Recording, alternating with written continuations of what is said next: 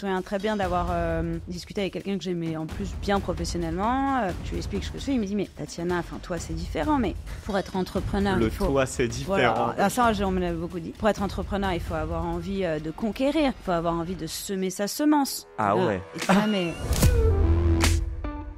Moi, je me suis dit, avec ces 100 millions, on va renforcer le pouvoir économique des femmes en leur donnant accès à du financement. Si elles ont accès à du financement, elles vont créer des licornes. Donc, je me suis dit, cette première génération lève massivement, puis réinvestit, on va créer ce cercle-là et on arrivera à financer les femmes entrepreneurs.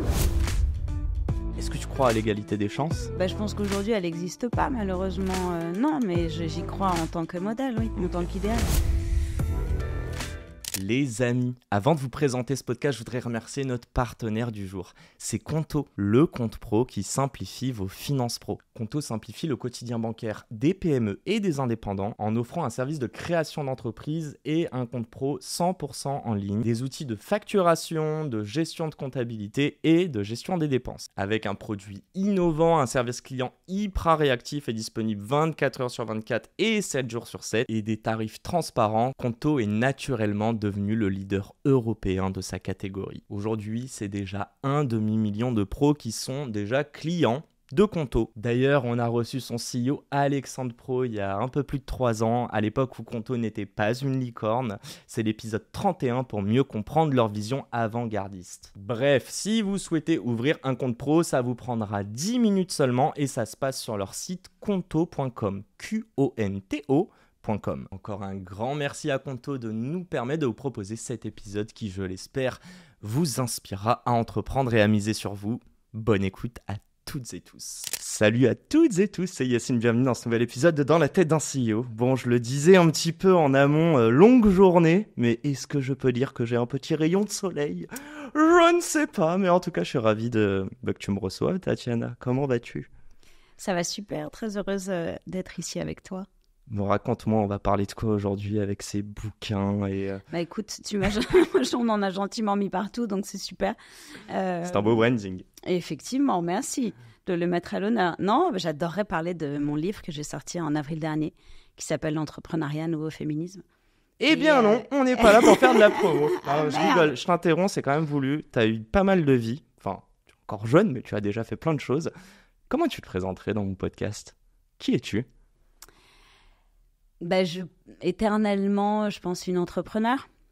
J'ai pas eu 1000 vies non plus, mais j'ai fait des études de droit, j'étais avocate au barreau de Paris. Et après, effectivement, j'étais entrepreneur pendant 14 ans. Et je suis depuis un court instant investisseur. Et donc, je dirais entrepreneur-investisseur. T'es plus pas choisir. Non, mais attends, hyper intéressant. T'es plus entrepreneur ou investisseur, qui n'est vraiment pas le même job, hein. Aujourd'hui, comme je suis dans la construction d'un fonds et d'une société de gestion et un peu d'un groupe, je me considère plus comme entrepreneur. Et en même temps, quand j'investis dans des boîtes, je suis investisseur. Mais la casquette aujourd'hui entrepreneur me prend beaucoup de temps. Oui. Bon, on va en parler. Je pense que tu es dans la création, dans le build. Sorry pour les anglicismes. Il y a ton magnifique bouquin que je n'ai pas encore eu le temps de lire. Et mes auditeurs savent que je suis un piètre lecteur. Donc voilà, mais merci, tu m'as donné des devoirs. Et surtout, on va en parler juste après. J'aimerais juste commencer par le commencement. Ce podcast, il reste humain. J'aimerais savoir, toi, tu viens d'où ? Essayer de comprendre un petit peu Tatiana avant qu'elle soit entrepreneur. De quoi tu t'es imprégnée ? Tatiana avant qu'elle soit entrepreneur... Je pense que je l'ai toujours été, mais je gagnais pas de ma vie avec. Je suis née en France d'une mère cubaine-américaine, qui est née à Cuba et qui est partie aux États-Unis après quand Fidel est arrivé. Okay. Et d'un père polonais naturalisé français, et donc j'ai des origines très multiculturelles. T'as grandi là-bas ? J'ai grandi entre la France et les États-Unis, mais essentiellement à Paris. So you speak English? I speak English, yes. With a good accent? Oui, parce que ma mère... A decent accent. Parce que ma mère me parlait anglais et que c'est la langue... c'est sa langue maternelle. Sa langue maternelle est l'espagnol, mais elle nous parlait en anglais. Mm-hmm. Et donc, on était... chez moi... On était dans un environnement et américain parce que ma mère nous parlait anglais, mais comme elle voulait quand même qu'il y ait un peu d'espagnol... très rapidement. Tu parles espagnol aussi? Donc, je parle espagnol parce qu'il y a une dame qui est arrivée très rapidement, qui fuyait le franquisme et qui a vécu avec nous 23 ans à peu près, et qui était un peu comme ma grand-mère. Et donc, j'ai été dans un environnement franco... avec beaucoup d'anglais, beaucoup d'espagnol. Franco-cubain. Voilà. Polonais pas trop du coup, non, pour le coup? T'as pas de culture? Non. Justement, là-dessus, tu m'as dit une chose, je te lance la perche, mais tu m'as dit deux choses quand on a fait ce call. Bon, déjà, je tiens à le dire. On a fait un call de 30 minutes, on a préparé le podcast 5 minutes, 25 minutes, on a parlé de plein de choses passionnantes. C'est pour ça que je dis, ce podcast va être canon. Mais tu m'as dit deux choses. Tu m'as dit que t'as grandi avec beaucoup de femmes. Et tu m'as également dit une phrase que je vais te laisser dire en anglais par rapport à la cuisine et ta maman. Oh là là. Tu te souviens ou pas? Oui, oui, c'est vrai. Oui, effectivement, j'ai grandi entourée de femmes assez fortes et pour lesquelles, notamment la cuisine, n'était pas vraiment un choix. Et je te disais ça parce que je pense qu'il y a énormément de femmes, notamment des femmes entrepreneurs, qui veulent être entrepreneurs, qui culpabilisent pas mal sur le côté un peu femme par 7. Il faut être en même temps une super maman, une super cuisinière, une super entrepreneur. Et pour le coup, moi, j'ai pas cette culpabilité-là parce qu'on m'a dit toute ma vie, stay out of the kitchen. Et donc, voilà, je pense que c'est à ça que tu fais référence. Et effectivement, il y avait le côté, travail à tout prix. Ta place n'est pas là, en gros? Et ma place, effectivement, n'est pas là. À partir du moment où on te dit ça, quand t'es jeune, ça résonne comment, toi? Genre, qu'est-ce que tu te dis tu jouais à la dinette quand t'étais petite? Non, mais tu vois, c'est con, mais... Non, mais je pense que en fait, c'est juste très rapidement une espèce de... C'est un état d'esprit autour de l'action, je pense. Il y a toujours eu quelque chose chez moi d'un peu de marche ou crève, qui en même temps est génial parce que ça te permet de faire plein de choses, mais qui en même temps est compliqué parce que c'est des histoires de vie où tu quittes des pays pour aller en conquérir d'autres. Et je pense en tout cas que cet aspect très entrepreneurial de leur vie a vachement joué dans mon envie d'entreprendre et le fait que je ne peux faire que ça. Enfin, je ne sais et je ne peux faire que ça. Mais c'est tellement drôle ce que tu dis parce que tu as quand même fait droit. Oui, et en fait, parce qu'il fallait une excuse. Mais justement, je vais un petit peu opposer les deux. J'ai l'impression que tu as grandi dans un environnement anti-normes, anti-dogmes, tu vois, les classiques de la société. J'ai l'impression que tu n'as pas été éduqué dans la peur de devoir trouver un job qui suit bien à tes besoins. Pour autant, tu es rentré dans ce moule. Elle a été où la limite avant de te dire, en fait, je veux pas être avocate, je veux être entrepreneur? C'est arrivé très vite et puis surtout, tu as complètement raison et c'est pour ça aussi que j'étais, j'étais pas une très bonne élève parce que mes parents, pour eux, la liberté était la chose la plus importante et qu'ils travaillaient énormément et pour le coup, ça a jamais été vraiment un enjeu. C'est plus tard où je me suis dit, merde, en fait, c'est terrible, il faut absolument que je m'y mette. Et donc, j'ai commencé à ajouter des diplômes parce que aussi, je culpabilisais un peu. Et donc la limite elle est arrivée très vite puisque quand j'ai prêté serment, j'avais ce fantasme de la robe d'avocat aussi parce que c'est un des métiers les plus beaux au monde. Bien, très noble. Voilà, et j'avais beaucoup regardé Ali McBeal, je sais pas si tu te souviens, il y avait cette série absurde où tu avais une nana, tu vois, petite, super, il y avait toujours des gens incroyables qui la suivaient. Moi je me suis dit mais en fait c'est génial son métier, je veux faire pareil. Et puis aussi j'avais plein de fantasmes autour de la robe d'avocat. Je me suis dit waouh, le jour où j'aurai la robe, j'aurais un peu des super pouvoirs, je serais moins timide, je défendrais, je serais pour la justice. Et en gros, j'ai mis cette robe. Et donc, le jour de la prestation de serment, je me souviens très bien, j'avais évidemment invité mes parents, mes amis, et une de mes amies avec qui j'avais été en école, et elle aussi était avocate. Pas. Et en gros, et on s'est regardés, et je savais que ça a duré un court instant. Et quelques semaines après, j'ai arrêté. Quelques semaines après? Ouais. Qu'est-ce que tu te dis, avocat? C'est 5 ans quand même? Ah, plus. Plus même. Hein. Mais après, j'ai fait l'école du barreau, donc j'avais fait, je sais plus, un stage de quasiment 2 ans. Et puis, donc j'ai dû exercer en tout peut-être une petite année, mais c'était pas, c'était symbolique. Comment on fait le deuil des dernières années qu'on a passé à un objectif qui, au final...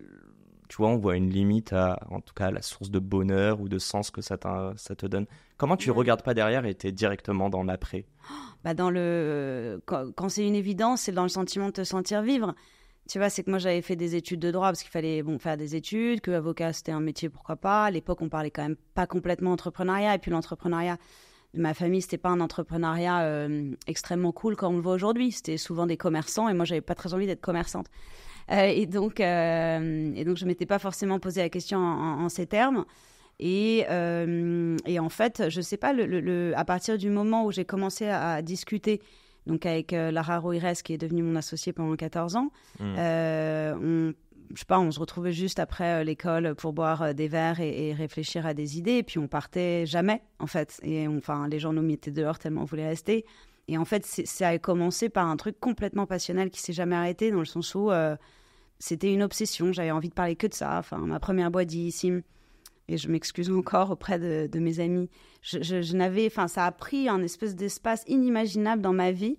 Et j'arrivais pas à penser à autre chose. Donc en fait, je me suis jamais même posé la question si je regrettais ou pas. Et j'ai enchaîné en fait à chaque fois comme ça. Et à chaque fois que j'ai enchaîné, j'ai été assez rapidement convaincue. Et ça a été aussi le cas avec Sista. Et pour le coup, j'ai plus hésité. Mais à chaque fois que j'ai un peu changé de vie, c'était une telle évidence que je sentais une telle énergie m'envahir qui, franchement, était assez dingue. Et je la ressens encore en fait.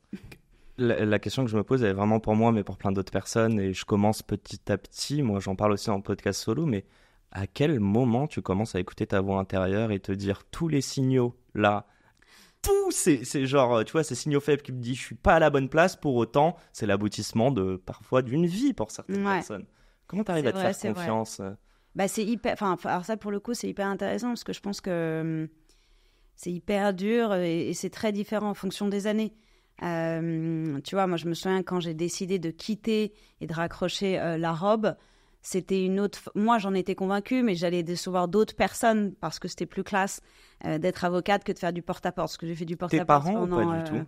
Je sais pas si c'est une question de oui, un petit peu. Enfin, c'est pas vraiment une déception, c'est plutôt une peur et en même temps une confiance et une envie aussi que je me réalise. Et je pense que quand t'es pas heureux, les gens le voient et ceux qui t'aiment ont plutôt envie que tu changes, quoi. Donc t'as eu une force de l'entourage qui t'a dit t'as pas l'air d'aller au top. Et en même temps un peu. Non, c'est pas ça. C'est une force et en même temps. Enfin, je pense que c'est un manque de. Enfin, je sais pas comment exprimer. Je pense que c'est. T'as toujours 1000 contraintes, mais il y a un moment donné où ces contraintes sont pas suffisantes pour te gâcher la vie. Et quand tu parles de voix intérieure, tu vois, je me suis beaucoup posé la question, notamment entre l'entrepreneuriat et le fonds, parce que j'adore l'entrepreneuriat et je me suis dit que lancer un fonds d'investissement, c'était quand même très différent. Et là, ça a été vraiment très compliqué. Et pour le coup, je pense qu'il y a un moment donné où t'y penses tellement qu'il faut juste que tu avances. Voilà. Mais j'avoue que c'est hyper difficile d'arriver à s'écouter. Et c'est dur d'intellectualiser, mais ok, il y a eu des momentum. Moi, je note plein de trucs. Je me note aussi Je pense qu'on peut faire le lien, c'est... Il y a un truc que tu as contre l'injustice, non? J'ai l'impression que ça t'a nourri aussi, évidemment dans Sista, mais aussi dans ton métier d'avocate avant. Bien sûr, ouais. Ça a été quoi ta première boîte? Et est-ce que il y avait encore ce côté... je sais pas si c'est de l'injustice, mais de l'impact. Avoir de l'impact sur la vie des gens. C'est ça que tu voulais On va pas faire chaque boîte, hein, t'inquiète. Mais déjà, juste là. Non, mais je pense que globalement, c'est un état d'esprit. C'est-à-dire que je pense que j'ai été élevée et je viens d'une lignée où il y a eu énormément de drames, de drames politiques, notamment, et en même temps, une force de vivre qui est absolument hallucinante. Et donc, je pense que tout ce qui s'est passé aurait pu se transformer en quelque chose d'un peu triste, et ça s'est transformé en rage de vivre. Et donc, globalement, moi, je sais juste que mes parents m'ont transmis cette rage de vivre, cette envie, et que aujourd'hui, ça va avec un sentiment de justice parce que, tu vois, l'entrepreneuriat, pour moi, c'est une façon de ne pas voir le monde tel qu'il est, mais tel qu'il devrait être. L'incidence dessus. Et d'essayer de voir les problèmes un peu partout et les trous dans la raquette et d'essayer de les changer. Et je trouve que ça, c'est extraordinaire comme mécanique. Et le féminisme aussi, c'est beaucoup ça. C'est la réorganisation d'un ordre établi.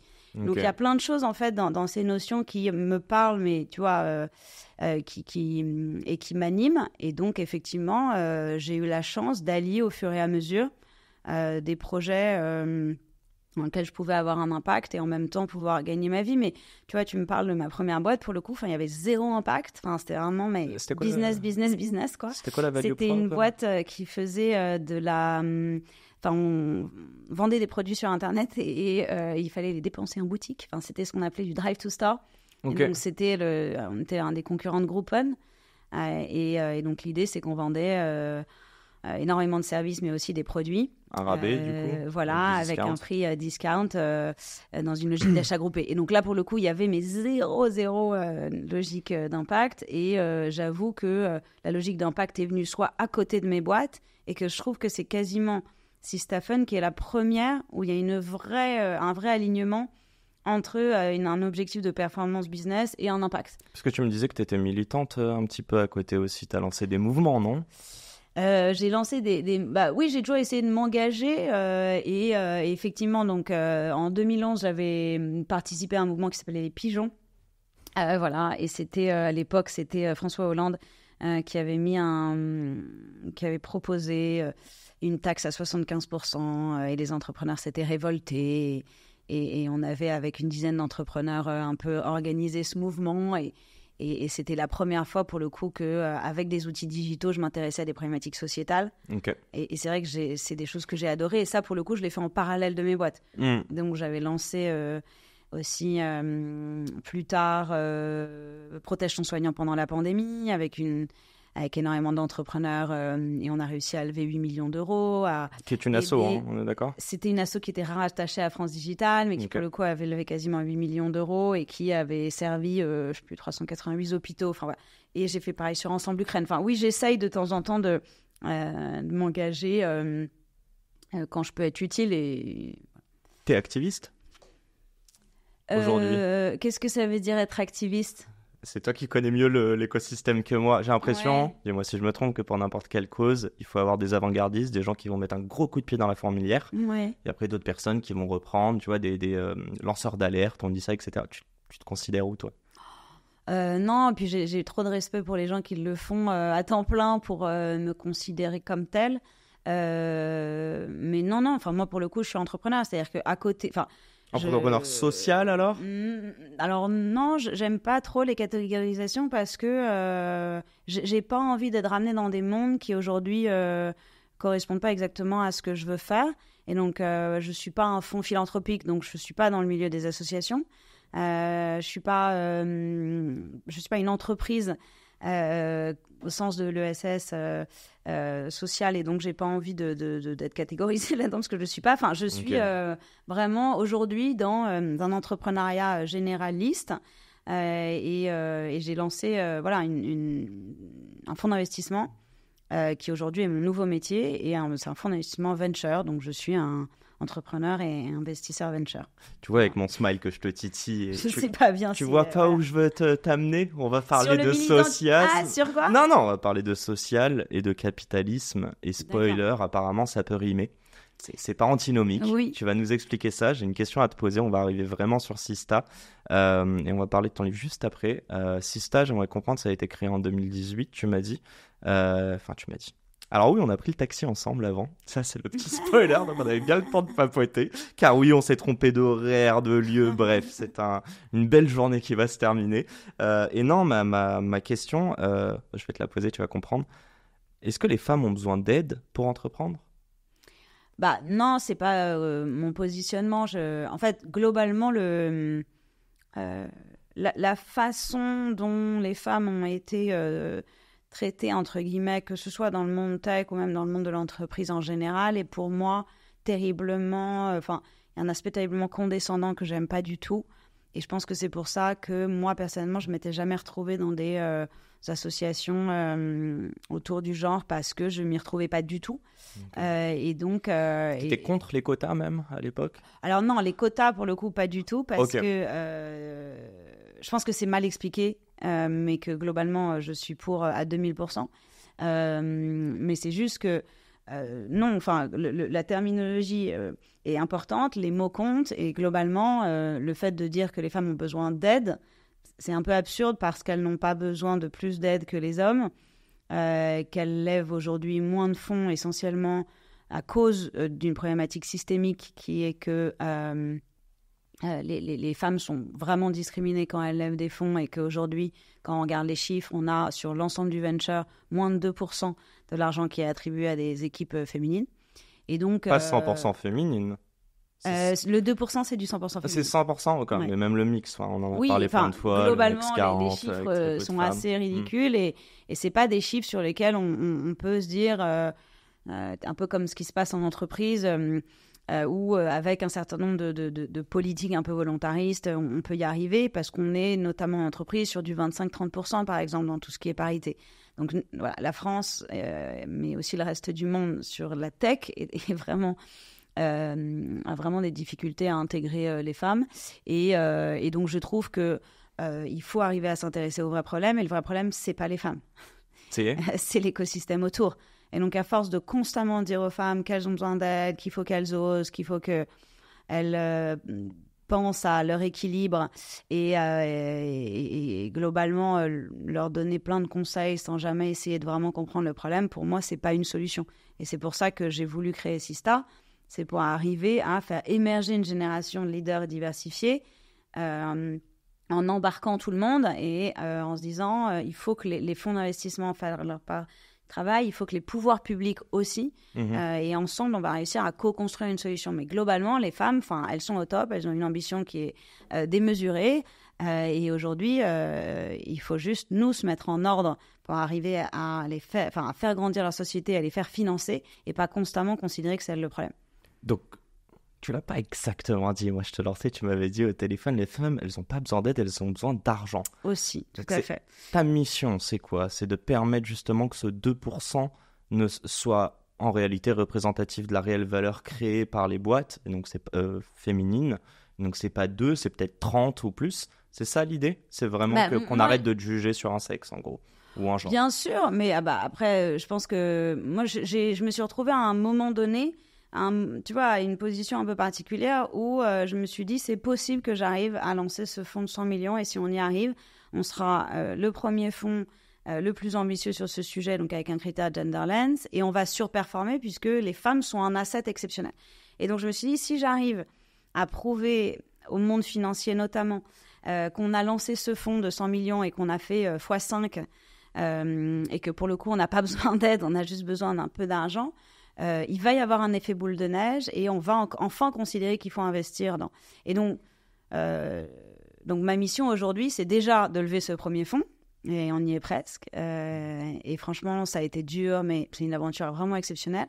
Et après, d'encourager d'autres à en lancer et peut-être en lancer d'autres. Mais ce qui était important pour moi, c'est déjà d'avoir ce premier milestone de, en fait, si on peut créer un fonds de 100 millions européen pour les femmes entrepreneurs sans que ce soit un fonds philanthropique et que ce soit un fonds qui surperforme. Pourquoi? Tu viens de dire le mot, c'est philanthropique. Pourquoi à la base, c'est une asso Sista? Pourquoi Sista Fund n'est pas une asso? Pourquoi c'est pas de l'argent public, de la subvention? Pourquoi tu voulais que ce soit du capitalisme? Et je vais aller plus loin. Il me semble qu'il y a beaucoup de personnes en physique qui mettent leur argent dans le fonds. Après, tu vas nous expliquer comment tu allais choper 100 millions. On n'y est pas encore. Presque. Oui. Presque. Mais non, mais tu as complètement raison. Pourquoi philanthropique pas philanthropique. Bien sûr. Déjà, c'est une question tu vois, de personnalité. Enfin, moi, à la base, je suis un entrepreneur. Je sais comment monter des boîtes. Et c'est un mode de fonctionnement sur lequel je suis à l'aise. Et donc, naturellement... Pourtant, tu as dit que tu n'étais pas commerçante tout à l'heure. Non, mais commerçante dans le sens... vendeur. Si, bien sûr, mais dans l'ancien sens du terme, dans le sens où l'entrepreneuriat est devenu hyper cool en 2012, tu vois. Ok. À peu près. Et tu vois, et en ce moment, c'est évidemment mieux que d'être une rockstar, mais ça a mis du temps. Moi, j'ai pas grandi avec ce truc de, oh là là, je veux être Mark Zuckerberg, tu vois. Et je pense que ça arrive et que donc il y aura une nouvelle génération d'entrepreneurs qui vont avoir cette vocation-là. Moi, je voulais juste être libre et faire des choses. Donc la philanthropie, et donc, non-philanthropie. Et donc, en gros, quand j'ai lancé Sista, à la base, c'était pas vraiment... je me suis pas dit, je vais lancer une association. C'est juste que on a découvert avec Céline Lazare, donc la fondatrice de Litchi et aujourd'hui de Résilience, qu'il y avait que 2% des femmes que 2% de l'argent qui allait à des femmes, que ça fait des années. On nous posait plein de questions absurdes sur comment ça se fait qu'il y a si peu de femmes entrepreneurs, pourquoi est-ce que les choses n'avancent pas. Et donc, quand on a réalisé et qu'on a vu ce chiffre, on s'est dit, mais c'est un truc de fou, en fait, à quel point nous, on est des exceptions et on est un peu passé entre les mailles du filet. Et donc, il faut qu'on arrive à faire quelque chose. Et donc, très peu de temps après, avec un certain nombre de femmes, on a lancé une tribune qui a fait beaucoup de bruit. Et c'est un peu comme ça que ça a démarré. Et au fur et à mesure, en fait, de réunir des gens, de s'intéresser au sujet, de découvrir ce qu'était le data gender gap, de lire beaucoup. Enfin, en fait, au fur et à mesure, je réalisé l'ampleur du désastre. Et donc, j'ai eu envie de faire quelque chose. Et je n'avais pas forcément envie à l'époque de lancer un fonds ou une boîte. Je me suis dit, il faut lancer une asso pour pérenniser ce qu'on a construit. Et donc, on a lancé Sista avec un board absolument exceptionnel. Et l'avantage, entre guillemets, de le lancer sous forme associative, c'est qu'on a pu avoir énormément de gens extrêmement différents. On avait Mercedes Serra, qui était fondatrice de BETC, qui nous a aidés sur la com. On avait Nathalie Bala, qui était à l'époque à la Redoute. On avait Stéphane Palaise à la Française des Jeux, qui, pareil, était extrêmement engagé sur la parité depuis des années, qui découvre avec nous les dégâts dans la tech, qui dit mais en fait moi aussi ça m'intéresse. Et donc je pense que ça a été un super format sans qu'on l'ait vraiment choisi, parce que ça a permis de faire comprendre que c'était pas une logique, il y avait pas de, l'idée était de faire bouger l'écosystème, et donc il fallait quand même que ce soit une asso. Et c'est après que je me suis dit je vais en faire mon activité professionnelle avec Sista Fun. Mais à la base Sista c'était juste une façon de faire bouger les choses, notamment avec cette charte qu'on a fait très rapidement qui a permis d'engager les VC à financer plus de femmes. Ils l'ont fait? En fait, ça a été, un des débuts de Sista, quand on s'est dit waouh, en fait, on a un peu découvert de l'or avec ces 2%. Enfin, c'était absurde, mais avant ces 2%, tout était acceptable parce qu'on n'avait pas les chiffres. Et en fait, je trouve que ce 2% tu peux pas améliorer ce que tu peux pas mesurer. Voilà. Et il faut, tu vois, la mesure précède l'action, que tu ne peux pas, sans comprendre, à faire avancer les choses. Et donc on a réussi à travers cette charte qui s'appelait Sista Senium, donc avec le Conseil national du numérique, à faire signer 300 VC qui se sont engagés à financer à horizon 2025 au moins 25% d'équipes avec au moins une femme cofondatrice. Et les chiffres vont arriver là. Et je pense que c'est pas du tout aussi positif que je l'espérais. Mais ça m'arrive souvent. Okay. Et globalement, les choses quand même commencent à bouger. Et donc, je pense que ça a évidemment énormément servi. Il y a un avant et un après, en tout cas. Je ne sais pas si c'est Sista ou les 2%, mais je pense qu'il y a un avant et un après. T'es de nature juste optimiste ou tu peux pas le montrer en face de ceux qui font pas bien, mais au fond de toi, tu vas toujours vendre le verre à moitié vide pour toujours aller chercher le next truc, mais en vrai, t'es très contente et t'es optimiste. C'est quoi? Oh là là, c'est un mix de plein de choses. Est-ce que, attends, je suis optimiste? Oui, quand même, parce que vraiment. Là, vous avez fait signer cette tribune. Tu dis que tu es un peu déçu au final des résultats que vous allez analyser l'année prochaine. Ah oui, bien sûr. Oui, non, mais parce que je fonctionne comme. Enfin, l'avantage, c'est que je suis extrêmement optimiste, même trop, je pense. Et donc, je me lance dans des trucs assez dingues. Et après, est-ce que je suis déçue? Non, je suis pas déçue. Je pense que. Tu as une communication alarmiste alors auprès d'eux?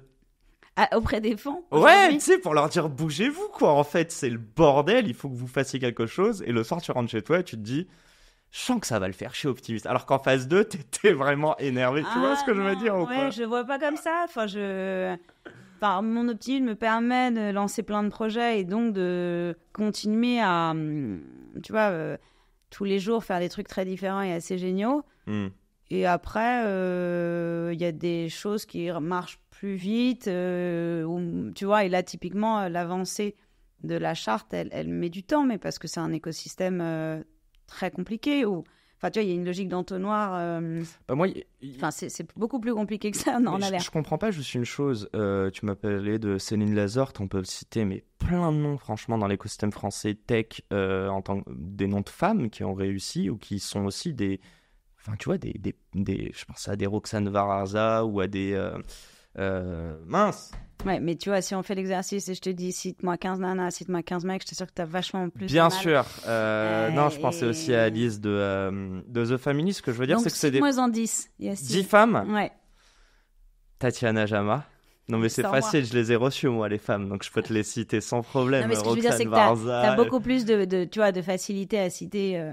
Bien sûr. De toute façon, encore une fois, heureusement qu'il y en a, et elles sont toutes merveilleuses, mais pour le coup, je les connais toutes parce qu'on a commencé ensemble, et je pense que ce qu'on attend aussi, c'est qu'il y en ait d'autres. Ouais, mais moi, en gros, ce que je veux dire, c'est qu'on voit des belles choses sur LinkedIn, sauf que l'investissement qui parle réellement, ah oui, bien sûr, que nenni. Et l'autre chose que je me dis, c'est que tous tes fonds là qui ont signé, combien ont de nanas qui sont partenaires?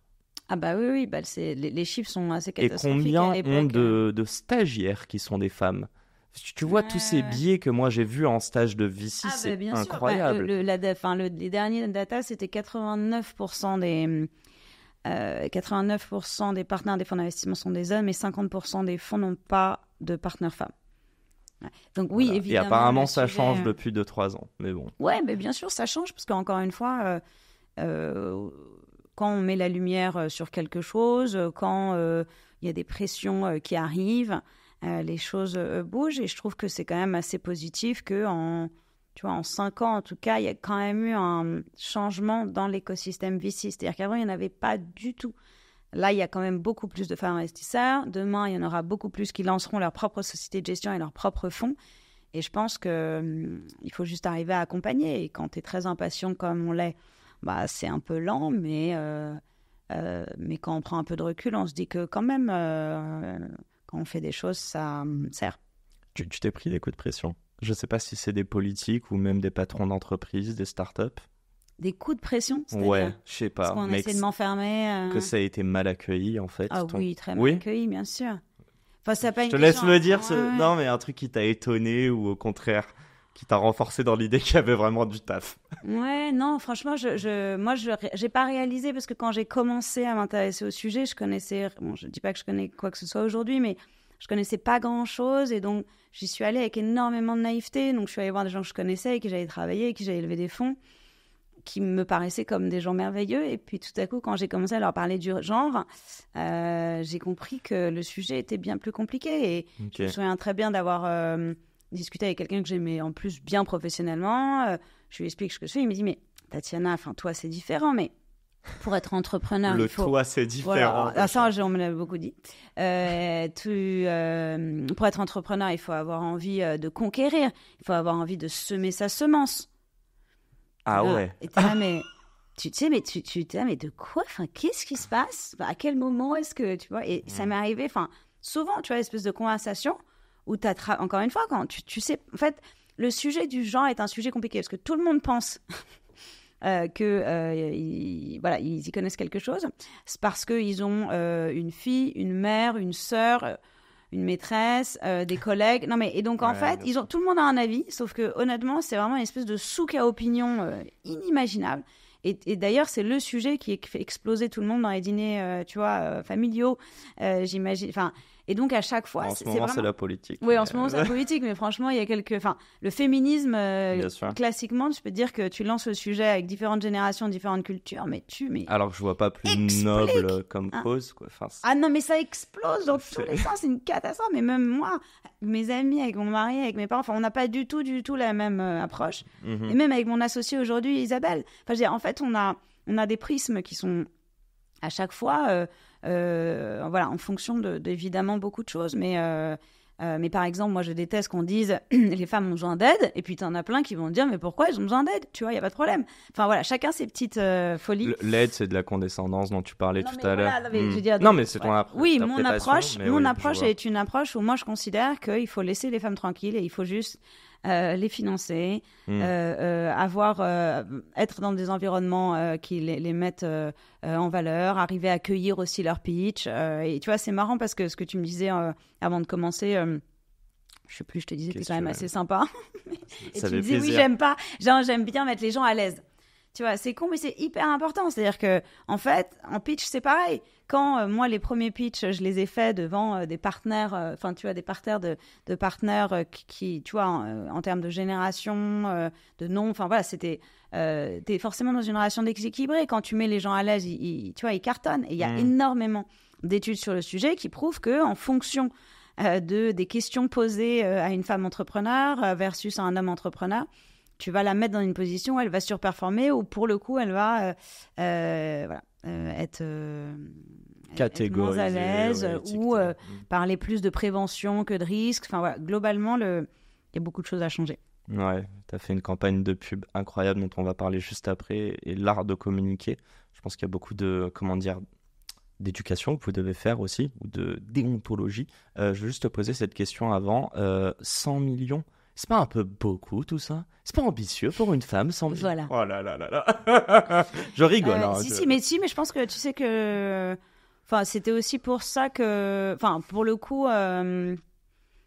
Oui, je pense que j'avais vraiment... et là, je pense que l'écosystème avait aussi besoin de ça, parce que c'est effectivement un fonds, mais c'est pas un énorme fonds. Aujourd'hui, il y a à peu près 25 milliards qui Je sont rigole, investis. hein, mais 100 millions. Combien de boîtes fondées par des mecs en France ont levé plus de 100 Juste levé plus de 100 millions. Bien sûr, et toi, bien c'est sûr. pour tout un fonds que tu le fais. Exactement. Donc c'est Non, mais rien bien en sûr. soi. Ben, c'est rien et pas rien, mais tu vois, comme... En fait, c'est toujours pareil, c'est que C'est le prisme. Ouais. c'est que c'est pas beaucoup par rapport à l'ensemble, évidemment, des fonds qui se lancent chaque année. C'est important quand même pour un first time fund. Enfin, voilà, donc il y a 1000 façons de le prendre. T'as galéré? Ou tu galères? Ça fait quoi ça? Tu mets 1 an et demi pour lever 100 Ouais. millions? Non, alors on est en train de... Enfin, on finalise un second closing là. Ok. Est-ce que galérer est le bon terme? Je sais pas. Est-ce que déjà tu prends du plaisir à aller demander de l'argent à toutes ces personnes-là? Ou est-ce qu'au contraire, c'est le déployer auprès des femmes? Les deux, franchement, les deux. Les deux? Ouais. C'est deux métiers différents, mais c'est... C'est deux métiers qui n'ont rien à voir, mais... Alors oui, c'est dur parce que je l'avais jamais fait. Enfin, j'avais déjà levé des fonds, mais pas levé un fonds pour un fonds d'investissement et pour gérer de l'argent d'autrui. Que globalement, lancer un fonds en France aujourd'hui, ça veut dire une complicité administrative assez importante. Et donc ça a été compliqué. C'est pour ça que je me suis rapprochée de 50 Partners pour le lancer et pour incuber le fonds, pour ensuite aller chercher mon agrément AMF sur une société de gestion qu'on a créée avec Isabelle. Mais je sais pas, en fait, je prends du plaisir dans l'ensemble, dans le sens où je trouve que... Ouais, je trouve ça assez génial, déjà, d'être le premier avec cette ambition, d'arriver à avoir des entrepreneurs aussi dingues. Enfin, à la base, d'avoir des LP aussi dingues et des entrepreneurs aussi dingues. Donc, en gros, j'ai constitué... Mon premier closing, c'était essentiellement des entrepreneurs qui avaient réussi et qui avaient envie aussi d'investir dans des femmes et de donner le bon message. Et donc, j'ai des entrepreneurs comme Céline Lazorde, donc on en a parlé parce qu'on a cofondé Sista, évidemment, ensemble. Jonathan Benamou, qui est son associé. Non, les fondateurs de... non, j'ai confondu, je pense. C'est Résilience. Ouais, mais ça, c'est le fond, non? Ou non, c'est quoi Résilience? Rappelle-moi, c'est la Résilience dernière Care, boîte c'est une société qui a été lancée. Ouais. Ok, pardon. Après Litchi, ok. Exactement. Ah, je mélange un peu les... Jonathan Benamou était le fondateur d'une boîte qui s'appelait Nova Post, Ok. qui a été revendue à Ultimate Software il y a quelques années. Ouais, c'est un entrepreneur exceptionnel aussi. Tu peux nous faire le name dropping et je te laisse terminer, mais ils étaient tous convaincus? T'avais même pas besoin de les convaincre sur la cause? Bon, Céline, je pense que oui. Ouais, si, ça a été... Enfin, si, bien sûr, mais justement, c'est hyper intéressant parce que toutes ces conversations m'ont fait vachement évoluer. Ok. Et donc, il y en avait des plus convaincus que d'autres, mais il y a pour le coup des entrepreneurs féministes, entre guillemets, convaincus que j'ai découvert et qui en connaissaient vraiment plus que moi sur le sujet. Et ça a été des discussions absolument incroyables et ils m'ont énormément appris aussi. Il y en a d'autres, oui, que j'ai convaincus. Et d'autres qui étaient... Enfin, voilà, il y a un mix de tout. D'autres que t'as pas réussi à convaincre? Et plein que j'ai pas réussi à convaincre, mais bien sûr. Mais globalement, en fait, l'entrepreneuriat, quel qu'il soit, c'est 99% de non pour 1% de oui. Et donc, à partir du moment où tu comprends ça, et moi, je me le répète toujours, parce que, en fait, tu te dis que il faut t'accrocher à ce 1%, et que j'ai quand même réussi à convaincre... voilà, je ne peux pas exactement dire combien, mais un certain nombre de personnes qui, je pense aussi, aujourd'hui, investissent beaucoup plus dans des femmes entrepreneurs aussi, parce que maintenant, ils ont plus l'habitude de le faire. Je pense qu'il y avait un moment donné où le fait de l'avoir jamais fait faut donner l'élan, quoi. Crée quand même inconsciemment un biais. Bah oui, parce que j'allais dire, on peut aussi lire le 2% en te disant, bah oui, mais s'il y a que 2% de femmes qui lèvent, c'est qu'il y a que 2% de femmes qui méritent, entre guillemets, mais ça m'étonnerait. Mais on m'a souvent dit, tu Ouais, vois. on t'a dit, bah c'est parce qu'elles sont pas fortes. Je crois à une méritocratie parfaite et que si tu es en train de casser la méritocratie en allant trop vite parce qu'il faut attendre que les choses se fassent. Vous avez eu le droit de vote qu'il y a quelques années, et donc il faut juste attendre naturellement, parce qu'à force de casser et de créer de la discrimination positive, tu vas pour le coup créer l'effet inverse. Donc voilà, c'est pas du tout mon point de vue, mais il y a beaucoup de gens qui considéraient que c'était une énorme connerie. Mais comme la logique de quota en général. Je voulais... bref, on va pas parler de moi, mais en tant que Marocain, que tout ça, je le vois très bien, et je le dis justement, je pense que c'est en mettant des quotas positifs que tu casses en fait la boucle, quoi. Et qu'au fur et à mesure, ça devient un truc vicieux, mais bien sûr. Et c'est vraiment, c'est vraiment tu vois, c'est vraiment l'objectif, vraiment l'idée de la course, tu vois. Si tu considères que on peut partir tous ensemble et on voit qui gagne, juste pour le coup, les femmes partent avec un énorme boulet au pied. Et en fait, c'est pas juste, tu vois. Donc les quotas, c'est juste une façon de rééquilibrer, qu'elles ont un boulet un tout petit peu moins lourd. Mais globalement, si on peut tous courir ensemble, c'est super. On va parler de toi, mais non, on va continuer à parler des femmes, on va parler de ce livre. Je voulais en fait, j'espère que je lis pas trop lentement, mais je vais vous lire, comment on appelle ça? Je t'ai dit la préface, mais non, tu m'as dit que c'est là, la 4e de couve, le résumé. Bon, j'espère que ça va vous donner envie de lire. Allez, c'est parti. Donc 2%, voilà le pourcentage des fonds que les investisseurs allouent aux startups fondées par des femmes. 2%, moins qu'un pourboire. Ce chiffre illustre non seulement une erreur financière incompréhensible, car il est preuve que les sociétés dirigées par des femmes sont plus rentables que celles menées par des hommes, mais surtout la force des inégalités économiques auxquelles les femmes font face, qui se propagent aux sphères sociales et politiques. Lutter contre ces inégalités, c'est démarrer un cercle vertueux et participer à la lutte pour l'égalité femmes-hommes. Comment? En entreprenant. Et là, je le dis, c'est quand même un mot français. Attends, c'est pas fini, c'est presque fini. L'entrepreneuriat est une nouvelle forme de féminisme, un levier d'émancipation capitale. Pour leur action, leur courage, leur engagement, les entrepreneurs avec un E mettent à bas les archaïsmes et inspirent la modernité et la sororité. Je voudrais dire à celles qui hésitent à se lancer à quel point l'aventure est unique, à celles qui l'ont déjà fait, qu'il existe une nouvelle génération de fonds d'investissement capables de financer leurs projets, et aux écosystèmes financiers et politiques, il y a une solution simple pour accélérer nos enjeux d'égalité, ces femmes entrepreneurs. L'esprit d'entreprise, c'est un esprit aigu du possible. Et si vous tentiez l'aventure, au pire, ça marche. Très sympa. L'entrepreneuriat, du coup, un nouveau féminisme. J'aimerais te parler là vraiment de l'entrepreneuriat. On parle beaucoup, par exemple, tu vois, du sport, de l'art. Moi, je trouve que c'est les métiers artistiques ou sportifs, je veux dire. J'ai l'impression qu'il y a un point commun avec l'entrepreneuriat, c'est l'art de miser sur soi. Est-ce que tu as l'impression, même à travers ce que je lis, alors on parle d'argent dedans, mais l'argent au service de l'entrepreneuriat, est-ce que c'est pour toi, par exemple, ça a été une des meilleures manières de prendre conscience de ta valeur, par exemple, de qui tu es, de ce que tu peux faire? Alors, qu'est-ce que tu veux dire? Est-ce que l'entrepreneuriat m'a révélé? Est-ce que c'est un problème de parler d'argent? Je sais pas. Non, c'est pas l'argent, c'est plus, et c'est même pas te révéler, je pense que tu nous l'as dit au début que tu l'avais depuis longtemps. Est-ce que tu penses que l'entrepreneuriat est une solution à beaucoup de femmes, je vais pas dire qui n'ont pas confiance en elles, mais qui pourraient trouver leur propre valeur et leur place dans cette société, quoi. Mais tu vois, là, par exemple, ça sort d'où cette question? Là, je sais pas, on en... Non, mais tu vois, non, mais parce que c'est toi qui m'avais dit challenge-moi, donc je me vas-y. Mais tu vois, sorti d'une va, tu me dis, est-ce que l'entrepreneuriat peut être une solution pour les femmes qui manquent de confiance? Quelle femme manque de confiance? Non, surtout qu'en plus, moi, à la base, je te l'aurais dit sur... Non, mais tu vois, je te l'aurais dit sur... Non, mais globalement, j'aurais dit que... Non, mais en gros, c'est toujours pareil, c'est que, pourquoi c'est pas une solution... Enfin, j'en sais rien, c'est une solution pour tout le monde. Enfin, oui, moi, je considère que c'est la plus belle des aventures parce que tu te retrouves pas avec des plafonds de verre quels qu'ils soient. Alors, les femmes ont effectivement un certain nombre de plafonds de verre, les minorités ont un certain nombre de plafonds de verre et plein d'autres gens aussi. Et donc, pour moi, c'est la façon la plus exceptionnelle d'entreprendre sa vie parce que ça permet de monter dans l'échelle sociale, de gérer ta vie comme tu veux et d'aller beaucoup plus vite quand t'es pas complètement dans le statu quo auquel les gens s'attendent, notamment dans une logique de salariat. Pardon, je t'ai... C'est toi qui m'as dit... attends, vas-y, je t'écoute là, après je vais te répondre. Et donc, en gros, je trouve que aujourd'hui en France, il faut 6 générations pour un nouvel arrivé pour arriver au revenu médian d'un Français. Et tu vois, 6 générations. C'est-à-dire que tu viens d'arriver, tu vois, typiquement mes parents, et tu te dis, il va falloir 6 générations pour que mon enfant puisse arriver au revenu médian d'un Français. Donc, il y a un manque d'espoir qui est terrible, et c'est pour ça qu'on étouffe, à mon avis, terriblement. Et donc, l'entrepreneuriat, dans sa capacité, justement, à être un ascenseur social, pour moi, est une solution pour absolument tout le monde. C'est-à-dire que pour les femmes, évidemment, c'est pour ça que j'ai écrit ce bouquin, mais aussi pour le reste. Mais quand tu dis ascenseur social, c'est que de l'argent ou c'est autre chose, du coup? C'est plein d'autres choses.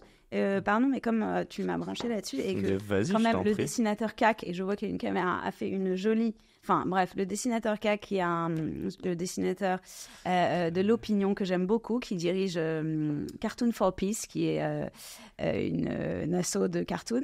Allez la voir, qui est merveilleuse. Et donc, en gros, il m'a fait les illustrations. Et donc là, il y a une illu où, en gros, il dit l'ascenseur social est cassé, vive l'entrepreneuriat ou t'as la fusée. Enfin, voilà. Et donc, effectivement, moi, je trouve que globalement, on ne s'intéresse pas assez à l'entrepreneuriat comme ascenseur social. Et source d'épanouissement. Et source d'épanouissement, bien sûr. Après, ça dépend, encore une fois, ça dépend, tu vois, parce que c'est aussi... ça dépend des personnalités. Voilà, ça peut être aussi très dur, puis ça dépend quel entrepreneuriat, mais tu vois, est-ce que tu es entrepreneur en lançant des podcasts, je suis entrepreneur en lançant un fonds, enfin, il y a 1000 façons d'entreprendre, mais... C'est un état d'esprit, on est d'accord ? Oui, c'est un état d'esprit, mais évidemment. Est-ce que tu crois à l'égalité des chances ? Et après, je vais t'expliquer, moi, ce que je voulais dire. L'égalité des chances, est-ce que j'y crois ? Je pense qu'aujourd'hui, elle n'existe pas, malheureusement. Non, mais j'y crois en tant que modèle, oui, en tant qu'idéal. Est-ce qu'on peut être entrepreneur si on ne croit pas à la méritocratie ? Est-ce qu'on peut être Parce que toi, tu y crois, tu nous l'as dit, hein, mais est-ce que tu penses que quelqu'un peut être entrepreneur ? Ah non, j'y crois pas dans le sens où aujourd'hui, elle ne fonctionne pas, cette méritocratie. Ah, ok, d'accord. Mais est-ce qu'on peut être entrepreneur si on croit à la méritocratie ? Si on ne croit pas à la méritocratie. Si on ne croit pas, je sais pas, enfin, la méritocratie, c'est un lien direct entre ce que tu fais et le succès, donc je pense qu'il faut avoir une forme de confiance, oui, sinon tu n'entreprends pas. Enfin, de toute façon, oui, l'entrepreneuriat nécessite énormément de confiance en la vie. Et je pense que la confiance en la vie est même plus importante que la confiance en soi, dont tout le monde parle tout le temps. Ah ouais, c'est tellement intéressant ce que tu dis, parce que justement, la question tout à l'heure que je te posais, en fait, mais je la pose à moi-même, c'est aussi de me dire... même je crois pas forcément à l'égalité des chances. Moi je veux être riche, j'ai aucun souci à le dire, en tout cas plus riche que mes parents, donc voilà. Moi aussi, non mais j'ai aucun c'est déjà bien, mais voilà, passons. Ouais, non mais bien sûr, je pense qu'il faut aussi, enfin tu vois, typiquement ce genre de choses dont il faut parler pour arriver à délier un peu les langues. Moi quand j'ai vendu ma première boîte, tu vois, j'avais des questions complètement dingues sur le montant, ce que j'allais faire. Enfin, je sais pas comment expliquer, je pense que les choses ont un petit peu changé, mais pas assez, il y a aucun problème à vouloir gagner sa vie, enfin... Heureusement. Alors, la chose que je me disais, en tout cas à travers ce livre, c'est que quand tu t'adressais aux femmes dedans, en réalité, il s'adresse à tout l'écosystème, hein, même si on veut servir les femmes, mais on ne servira pas les femmes sans les hommes, et vice-versa. La question que je me posais juste, c'est si, en gros, en fait, j'ai l'impression que tu disais, s'ils ne croient pas en l'égalité des chances, parce qu'en effet, une femme, tu l'as dit, part avec un boulet au pied avant de commencer, est-ce que c'est pas se dire, recréer toute une équation où vous êtes la seule variable, vous comptez pas sur l'écosystème, et vous verrez que, et c'est pour ça que je dis plus croire en la vie, moi je dirais non, plus croire en soi. Et après, c'est pour ça que je te parle aussi de méritocratie, c'est que je me dis, putain, si tu te butes jour et nuit, ça va tomber en fait. Quelqu'un va voir en fait ta zone de génie, la valeur que tu crées, etc. Alors moi, quelqu'un va voir, je sais pas.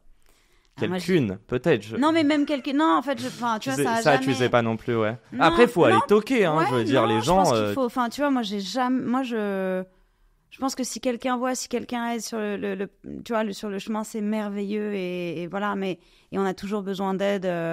Mais globalement, je pense qu'il faut pas attendre quoi que ce soit. Enfin, et effectivement, ce que tu disais sur ma mère. Enfin, moi, en gros, ma mère me disait toujours, "You don't get what you deserve, you get what you negotiate for." Bon, ce qui est quand même assez dur, mais très vrai. C'est-à-dire que non, je pense pas que quelqu'un va me voir mes talents, jamais de la vie. Non. C'est tout ce que tu vois, tout ce mais que tu as. Tu peux lui montrer. Tu peux lui montrer, mais tout ce que je pense qu'il faut une grande détermination, une grande confiance et vraiment passer sa vie à se battre pour ses idées et ses envies, tu vois. Mais personne va venir te détecter. Enfin, à part si t'es vraiment un talent, mais moi, j'avais pas ce talent-là, donc j'ai jamais cru que quelqu'un allait détecter mon talent. Je me suis dit.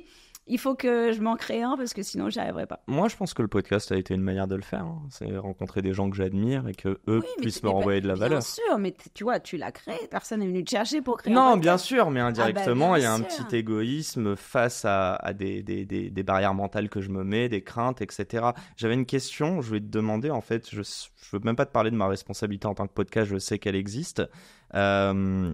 Pour justement, en tout cas moi je veux inspirer tout le monde à entreprendre, évidemment, et d'ailleurs je le dis, on a beaucoup de femmes dans notre podcast, Mais aussi ouais, bien en j'ai auditrice vu. que en invité.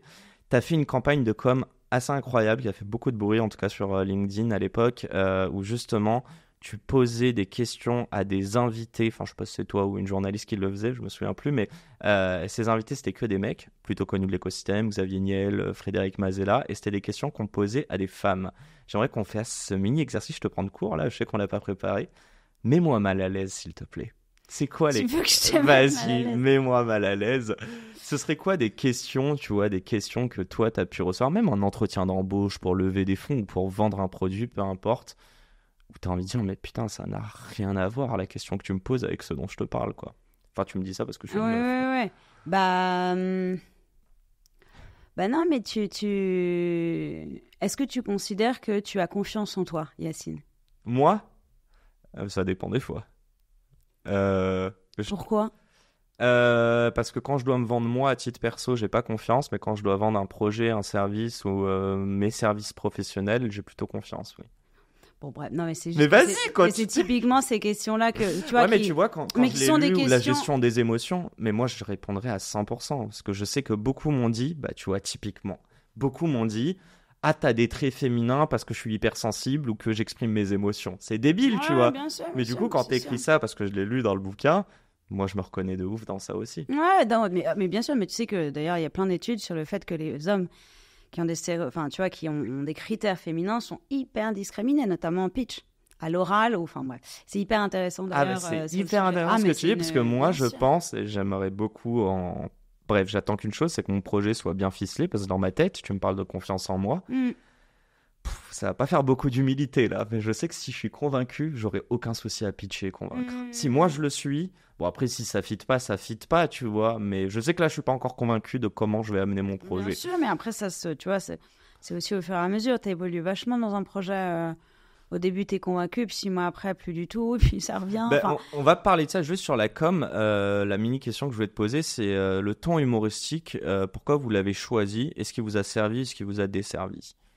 alors, Est-ce qu'il a eu un impact? je pense que, il y avait 2 choses que je m'étais dit. Alors, cette campagne dont tu parles. Je crois que c'est bientôt. Ah ouais, c'est passé hyper vite. Il nous reste 5 minutes, genre, Très bien, même pas 10. 10, ok. Non, mais alors, donc la campagne dont tu parles, c'est une campagne qui s'appelle Si j'étais elle. Je le dis parce que c'est une campagne qui est effectivement super, mais qui est assez riche aussi d'enseignements. Elle est basée en fait sur un rapport qu'on a fait qui analyse les stéréotypes dans les médias. Et ça a été hyper intéressant parce qu'en gros, à la base, cette vidéo vient un peu d'une intuition. C'est-à-dire, on me posait toujours des questions absurdes à mon associé et moi-même autour de, tu vois, typiquement de nos enfants ou nos envies de maternité à l'époque qu'on n'avait pas, ou du fait qu'on était ensemble ou pas ensemble. Enfin bref, tout était vraiment terriblement... Enfin, je sais pas. Et je me souviens... Attends. Vous deux, vous vous présentiez ensemble et vous vous demandez si vous étiez ensemble? Non, mais en gros, on était deux... Non, deux associés, mais vous demandez si vous étiez en couple? Féminines. Et en gros, je me souviens très bien qu'une fois, on avait fait une discussion un peu genre haha. J'avais dit, non, mais non seulement vous êtes misogyne, mais complètement homophobe. Enfin, juste, on va vraiment pas ça aurait été 2 mecs, la question se poserait jamais. Non, bien quoi. sûr, mais bon, après, voilà.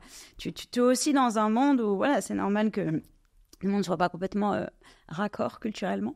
Donc, si j'étais elle, en gros, venait à la base d'une intuition, je me suis dit, non, mais c'est dingue parce que moi, mon mec, pour le coup, cuisine très bien et moi, je suis une catastrophe. Et donc, on lui demande jamais, tu vois, ses recettes. Et moi, on me demande tout le temps les recettes. Pendant le confinement, je m'étais fait interviewer, on me demandait des trucs absurdes. J'étais, mais j'en sais rien. Enfin, bref. Demandez à mon mari. Et voilà, et pareil, j'étais, je comprends pas, on a les mêmes enfants, on lui demande jamais. On mange la même chose, on lui demande jamais. Et c'est là où j'ai commencé à me dire, mais c'est dingue à quel point c'est différent. Et j'étais pas arrivée avec ce sentiment dans l'entrepreneuriat parce que j'avais été élevée de façon tellement quasiment dégenrée qu'en fait, c'est au fur et à mesure que j'ai halluciné d'à quel point le monde était genré et assez misogyne et sexiste. Mais c'est venu au fur et à mesure. Et d'ailleurs, je pense que j'aurais jamais fait tout ça si j'avais réalisé très tôt l'ampleur du désastre.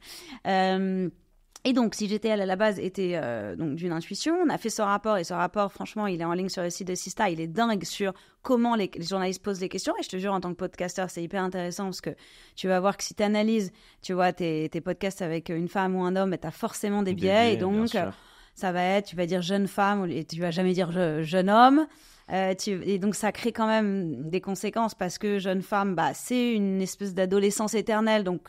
C'est compliqué parce que donc condescendance.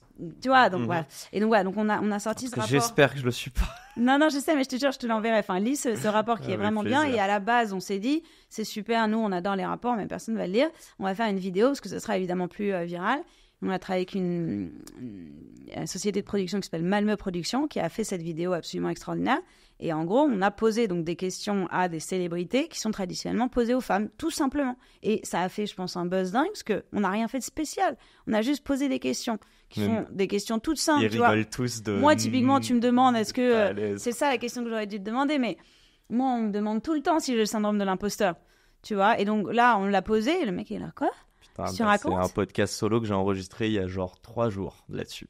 C'est vrai. Ouais, et je vous embrasser pour moi le syndrome de l'imposteur, faut l'embrasser. Ouais. Après ça c'est mon avis. Non, mais tu vois, c'est des questions que les gens posent toujours aux femmes, jamais aux hommes, le syndrome de l'imposteur. Alors que c'est pas du tout féminin. C'est ouf. Ça, moi pour le coup, j'en parle à tout le monde, mais je vois ce que tu dis. En gros, t'es en train de dire que tout ce qui est psycho, les gens qui se posent des questions, en gros, on pose ça aux femmes mais pas aux hommes. Le mec il trace normal. Enfin, tu vois, il y a aucune étude qui prouve que c'est féminin.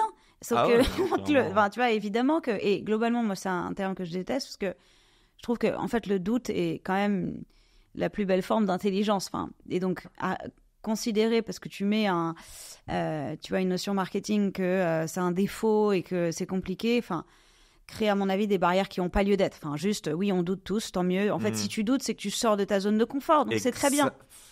T'es en train de faire une belle intro sur le podcast que je disais.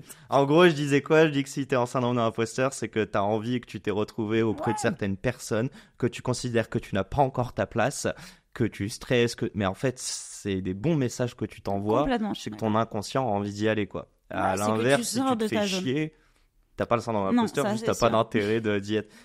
Et du coup, je reviens là-dessus, mais en fait, vous l'avez pas intellectualisé, l'humour. Il est sorti comme ça. Non, mais si, en gros, donc, juste pour raconter l'histoire autour de cette vidéo qui effectivement a été géniale, on en a fait d'autres derrière qui ont aussi vachement bien marché. Et en gros, à chaque fois, l'idée était de dire, bon, le sujet du genre, c'est un sujet explosif. C'est l'enfer. Enfin, après, moi, j'adore la com depuis toujours et c'est vrai que j'en fais beaucoup, mais c'était un sujet où on s'est dit, il faut absolument arriver à annuler le bruit, donc le bruit culturel. Et donc ça va être la data. C'est pour ça qu'on travaille énormément de la data, qu'on a un partenariat avec le BCG, qu'on sort chaque année des baromètres. Et franchement, ça nous a énormément servi à l'écosystème parce que c'est les premiers chiffres. L'étude là de 2%, ça a été avec le BCG il y a 2 ans, non ? Alors c'était sur un Excel, non, c'était en 2017. Ça, c'est sur un Excel. Il y avait une étude il y a 2 ans, il me semble. Mais on fait des études tous les ans. Ok. On fait 2 études tous les ans avec le BCG. Ok.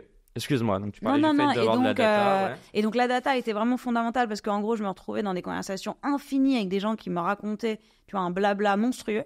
Et donc le fait d'avoir de la data, tu vois, ça met tout le monde d'accord, ça annule ce fameux bruit.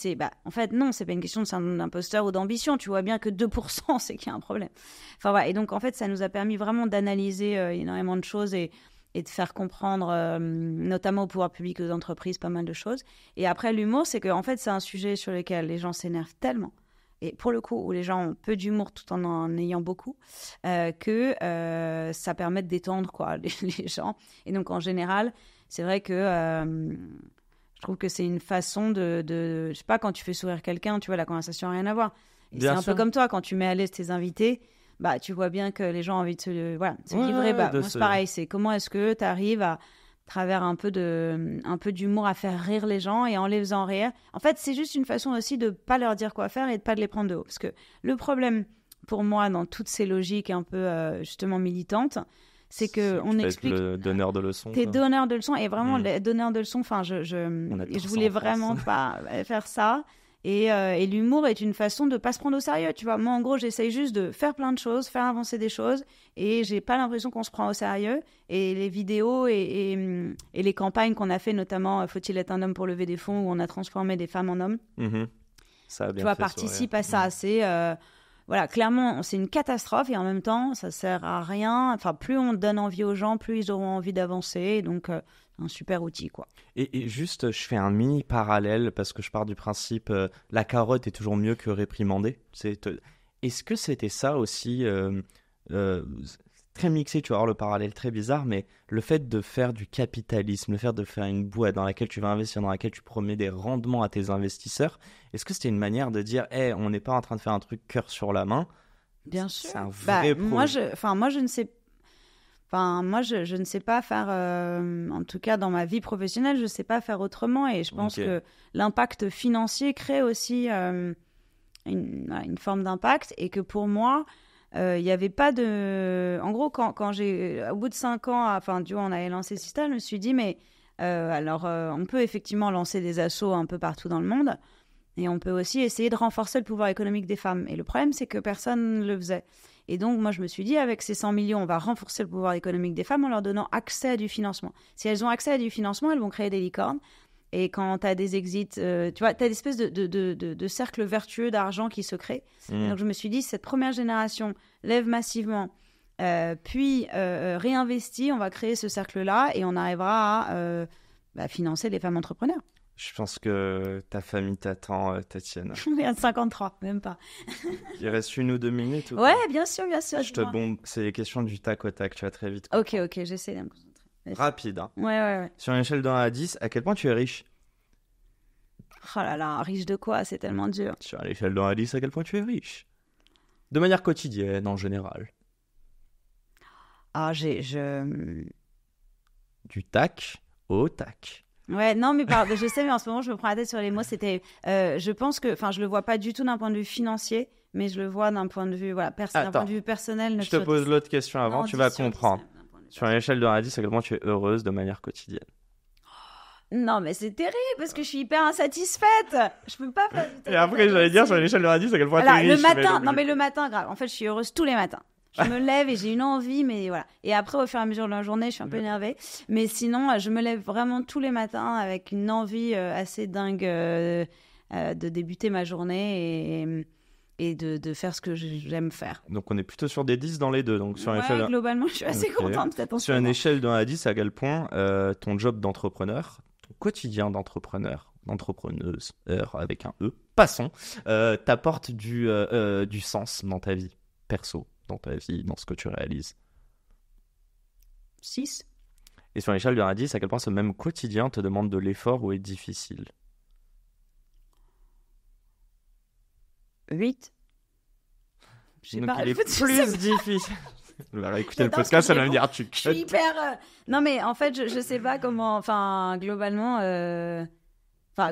c'est... Enfin, je sais pas, c'est difficile, évidemment. Enfin, tu vois, c'est un métier que j'ai jamais fait, que je dois convaincre quand même. Enfin, personne m'a attendu. Et donc, oui, je dois beaucoup convaincre. Et donc, on doit se battre pour... je sais pas, entrer dans des boîtes exceptionnelles, parce qu'il y a aussi plein de gens exceptionnels qui veulent rentrer dedans. Donc, en fait, on passe sa vie à se battre un peu sur tous les fronts. Donc, c'est pas... Enfin, je peux pas dire que mes journées sont... Enfin, c'est fatigant. Enfin, tu vois, on se bat tout le temps. Et donc, c'est pour ça que je réponds ça. Mais globalement, ça me va très bien. Enfin, je suis inspiré. Hein. Tu m'excuses. Dis-moi. S'il y avait une matière que tu voudrais rajouter à l'école, qu'est-ce que ce serait? Il y en a tellement. Une seule. J'avais une très bonne question. Je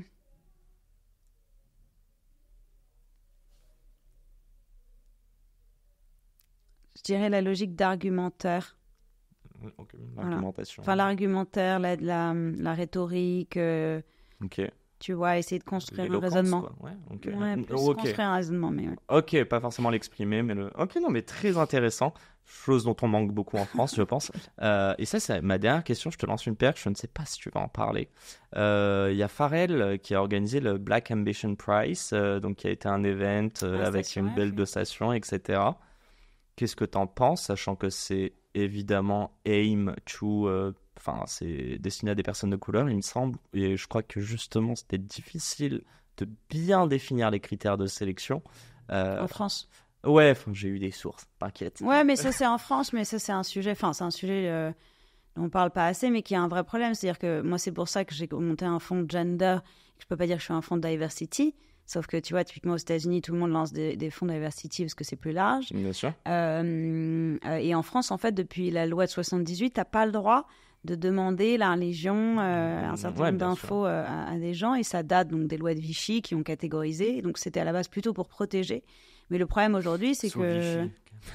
Non, en 78, en fait, ils ont justement fait ces lois pour éviter de faire des listes, quoi. Okay. Et donc, les listes... et donc, aux États-Unis, par exemple, tu vois, tu peux évidemment dire absolument tout. Et en France, aujourd'hui, je pense que c'est un sujet parce que c'est une façon aussi de se cacher derrière... de ne pas affronter un certain nombre de problèmes qu'on a. Et donc, typiquement, on ne sait pas dans la tech combien il y a de fondateurs noirs. On ne sait pas, tu vois. Et globalement... il faut qu'on arrive à mieux comprendre, sinon on n'arrivera pas à justement faire émerger cette génération un peu diversifiée. C'est que les femmes aujourd'hui, on arrive à un peu plus les mettre en avant et je pense qu'au fur et à mesure, ça va fonctionner et qu'on arrivera à une forme d'égalité rapidement. Mais par contre, pour tout ce qui est minorité, on n'est nulle part. Et donc, je pense que ça va quand même à un moment donné exploser et qu'il faut commencer à s'y intéresser. Donc, ta question était autour du fonds Black Ambition. Moi, quand j'ai découvert tout cet univers de fonds, j'ai assez halluciné parce que, en plus, j'étais allée à un fonds en New York qui s'appelait Latina Ventures. C'était un fonds que de Latina. Et donc, moi, comme j'étais d'origine cubaine, tu vois, bref. Et donc, en fait, je me suis retrouvée dans un monde où, effectivement, j'ai réalisé l'ampleur de la diversité et de ses quotas et de ses véhicules. Je pense que c'est des sujets compliqués parce que quand, par exemple, moi, j'ai lancé un fonds essentiellement avec un critère de genre, j'ai énormément d'hommes qui m'ont dit, mais c'est... tu vois, moi, je peux pas postuler. Donc, c'est terriblement discriminant.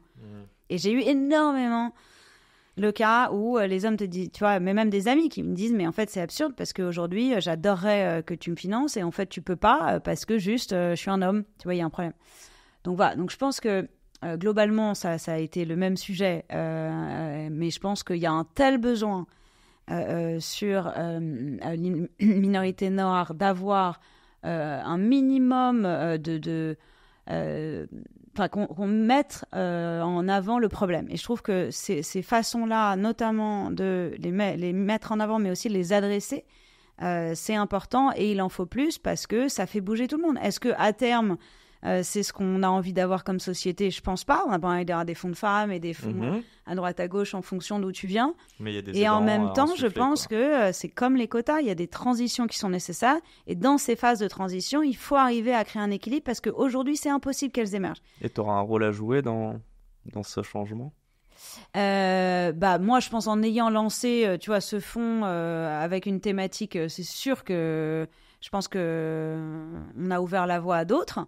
Est-ce que là, il y en aura et j'espère qu'il y en aura plutôt. En tout cas, c'est ce que moi m'anime dans une logique d'égalité des chances que dans une logique plus clivante de communauté. Ou de mise en avant. Ouais, voilà, mais parce que c'est ma façon aussi de voir les choses. Et donc, j'adorerais lancer un fonds autour d'égalité des chances, mais je ne lancerai pas un fonds par communauté. Ça, je le ferai pas parce que voilà. Je te tends des perches depuis tout à l'heure. Tu viens de terminer. C'est bien. Au moins, on termine bien ce podcast. Donc voilà, l'info, c'est quoi? C'est que on attaque par les femmes aujourd'hui. Ah oui, non, déjà on finit. Non, mais pour le coup, aujourd'hui, on termine la levée de fonds de Systaphen. N'hésite pas à bien nous le dire dans le micro. Oui, et donc qu'est-ce qu'on fait? On termine aujourd'hui la levée de fonds Systaphen avec un objectif de 100 millions et on espère, je sais pas, y arriver d'ici quelques mois. Et il y aura d'autres choses. Et évidemment, il y aura d'autres choses. Bon, un grand merci Tatiana. Je suis désolé, je m'excuse auprès de ta... Mais non, mais tout va bien. Regarde, je vais... C'est même pas ton conjoint, c'est tes petits mini-moys que s'ils sont en train de t'attendre, moi je connais ça. Donc voilà. C'est bon. Bon, un grand merci. J'espère que tu as pris du plaisir. Oui, on a couvert des sujets. On n'a pas du tout couvert d'autres sujets. C'est pas grave. Oui. Encore une fois, ton bouquin est là. Je le montre en vidéo. Ça va me faire de la belle lecture. Désolé pour les questions féministes, chainer. Je sais. Réponds naturellement. Donc, et non, vraiment, merci pour ton temps. On va rester en contact parce que tu vas me faire des intros à des superbes entrepreneurs. Avec grand plaisir. J'attends que ça. Bon. Et merde à toutes les personnes qui nous écoutent, que vous soyez noir, blanc, femme, homme, entreprenez pour qu'on remette l'égalité des chances sur la table. Exactement. Merci. Allez, ciao. Salut.